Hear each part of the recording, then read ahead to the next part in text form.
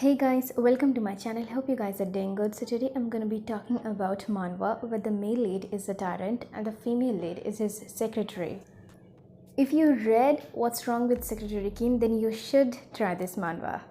But before we begin with the list, I just want to say that if you like my videos, make sure to subscribe and give this video a thumbs up. Now let's begin our list.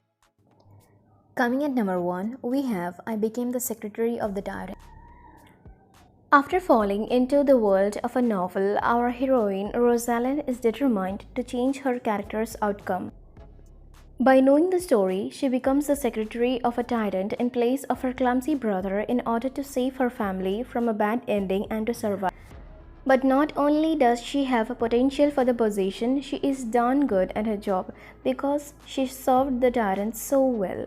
Everyone will have a happy ending, and after 5 years of service, Rosalind is looking forward to quitting being a secretary and living a leisurely life. Or so she thought. But when 5 years passes and she tries to resign, the emperor refuses her resignation. The female lead here is realistic and well-rounded, making decisions that show her strengths in her past life and the qualities she acquired in her reincarnated life. This story is quite enjoyable. The male lead is comically a narcissist. Female lead is kinda dense and the male lead is a bit childish, but I like it. This reminds me of What's Wrong with Secretary Kim. Coming at number 2, we have The Tyrant's Secret Secretary. Story is about Celestia, who lives in the Black Alley of Goldina and has a skill that can dispel magic. She thinks that her skill is useless and supports her talented friend Serenjivan instead, but he betrayed her and sold her as a slave even though they promised to get married. In her inescapable despair, a man who looked to be a nobleman appeared before Celestia, and seeing his condition, Celestia proposes him a deal. The man's face was getting increasingly scary, but Celestia wanted to live. She eventually got what she wanted and arrives at a place that resembled the imperial palace. Surprisingly, the identity of the man is the Emperor of Borg Empire, known as a red-eyed psychopath. And this is how Celestia became one of the Emperor's sons.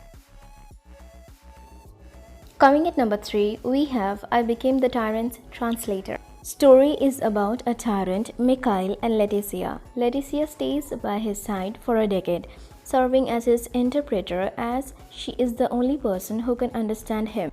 She announced her resignation so that she may enjoy her second life, but then the tyrant begs her to stay by his side.